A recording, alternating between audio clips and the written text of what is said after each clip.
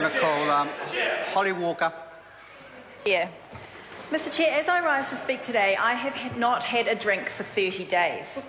At the beginning of August, I undertook to spend a month alcohol-free as part of a program called Hello Sunday Morning, was referred to in the House earlier. Now, the aim of Hello Sunday Morning and other similar initiatives like Feb Fast and Dry July is to encourage us to check our relationship with alcohol and to be reminded that we don't need it in order to live a fun, social and fulfilled life by putting it aside for a while.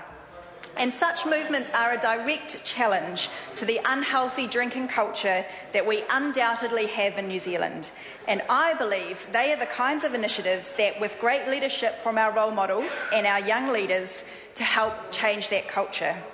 And that culture does urgently need to change, Mr Chair. We need to learn that we can celebrate and express love and joy and grieve and watch sport and go on holiday and relieve stress and come of age and bond with friends and strangers and dance and listen to music and stay out late and get to sleep and generally live happy, fulfilled lives without drinking to excess, and indeed without drinking at all if we prefer. Mr Chair, generations of young people are growing up in New Zealand learning the exact opposite from their parents, from their friends, from their communities, from their sports clubs and from their heroes. We have an unhealthy, harmful binge drinking culture in New Zealand which affects all age groups and all income levels. And young people learn to drink from their families and their communities, and they learn very harmful habits. We need to change this culture, but raising the purchase age will not achieve that change. In fact, I think it will make it less likely that we will see measures to change that culture, because the implication will be that we have dealt with the problem of youth binge drinking and we have dealt with the problem of alcohol-related harm, and we can all have a glass of wine and quietly forget about the problem. But, Mr Chair, that is not what will happen. Changing the age will send a message that problem drinking is just a young person's problem, when in fact 92% of problem drinkers are over the age of 20. It will punish young people, especially those aged 18 and 19, for a problem that is not of their making. These are people who we consider to be adults in our society, who can vote and stand for Parliament, who can serve in the armed forces, who can get married, who can have children, who can hold a firearms licence, who can sell and manage the purchase of alcohol, Mr Chair. And yet we may say to them, no, you cannot buy a beer. And that simply is not fair. I know many members of this House believe strongly in equality before the law. And I ask those members to apply that principle to this debate, just as many of them did last night. While our harmful binge drinking culture remains at all levels of society, young people will look for ways to drink to excess.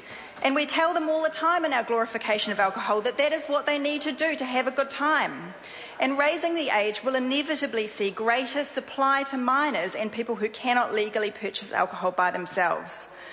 On the other hand, Mr Chair, there is no evidence that lowering the purchase age to 18, as we did in 1999, has increased underage drinking and supply.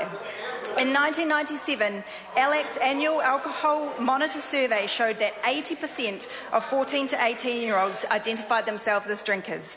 In 2010, only 32% of the comparable age bracket of 12 to 17-year-olds were drinkers. That is a massive decrease, Mr Chair. That same survey shows that the age at which young people start drinking has been increasing. In 2006, 35% of young drinkers said they started drinking before they turned 14. In 2010, it was just 21%. Many members of this House believe strongly in evidence-based policy.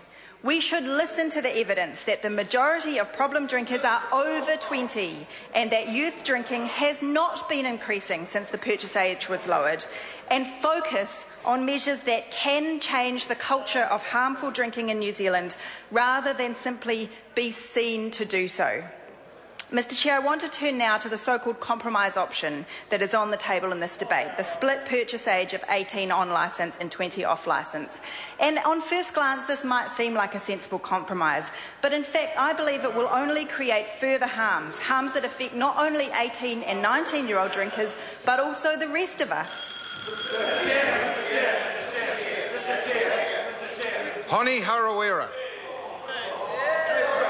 Kia ora, Mr Chair. Kia ora tātou katoa e te whare.